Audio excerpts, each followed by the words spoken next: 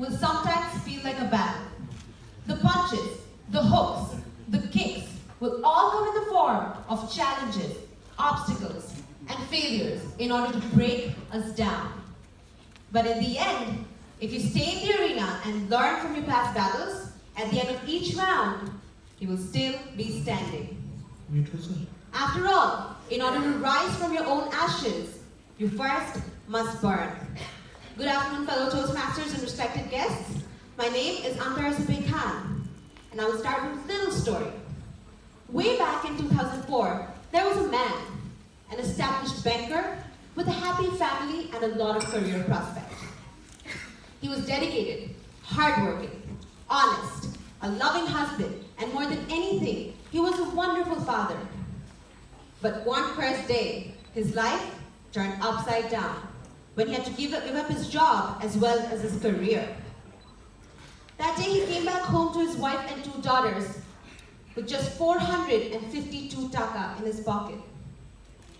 The rent of the luxurious apartment, the fees of his children's expensive schooling, the daily expenditure to cover, and less than 500 taka in his pocket? How was he possibly going to manage? That night he sat and cried his heart out while his wife held him close. His 7-year-old daughter hid behind the bedroom door and heard his shaky voice utter the words, "As long as my family is with me, I am not giving up that easy." You guys in the audience would think that he probably broke down pretty soon after that, or that he gave up hope, but none of that happened. The very next morning, he got back up and started to try and pick himself up again. In the long, long battle and struggle, he failed countless times before finally achieving some success. But never did he ever let anything weaken his spirit. That man, ladies and gentlemen, is my father. That 7-year-old was me. And this is a true story.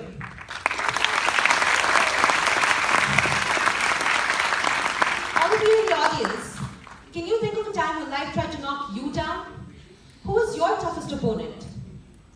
Most often, our most challenging opponent is ourselves. Let me explain. See, when it comes to failures and struggle, I've had my fair share. And trust me, it was one rough ride. My first significant setback was when I was in high school and I wasn't selected as a prefect due to my disciplinary issues. Yeah, right.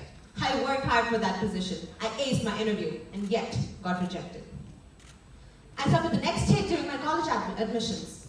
My father had a fatal heart attack, unfortunately, during that very time, and he could no longer afford to send me abroad.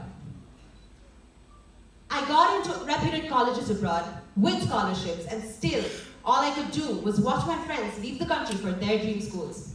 Brutal, right? It was heartbreaking. The next few hits came soon after. A relationship I valued very much just went up in flames. A few friendships I cared for deeply just ended abruptly. But the last straw, the most devastating blow, was during my A2 examinations, when I fell very ill and unfortunately had to botch my exams.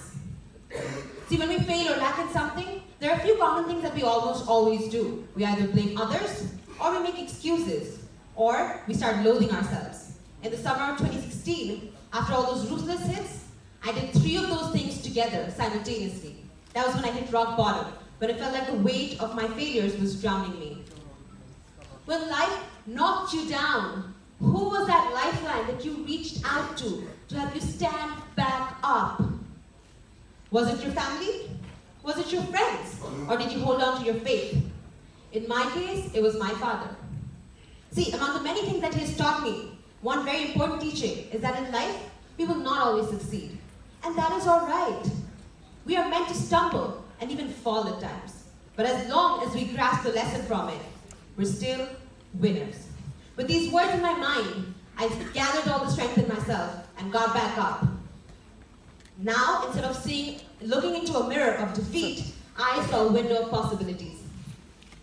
I got back into the game. I joined Independent University Bangladesh with a full scholarship, and currently in my 8th semester, I still have that full scholarship and a CGPA of 3.98. I am an executive member of the most vibrant club in IUB, Independent HR Society. I am a member of the Alcan Alumni Association Association. And last but not the least, I speak with great aplomb at the IUB Toastmasters Club. Don't I? See, my father has suffered a lot to provide me with a comfortable life, and I think it's my time to give back. So I don't think I should stay in the challenge, stay in the battle to win. My biggest challenge is to actually keep fighting, and I plan on doing just that. If not for me, I'll do it for my father. Thank you very much. Thank you, Madam President.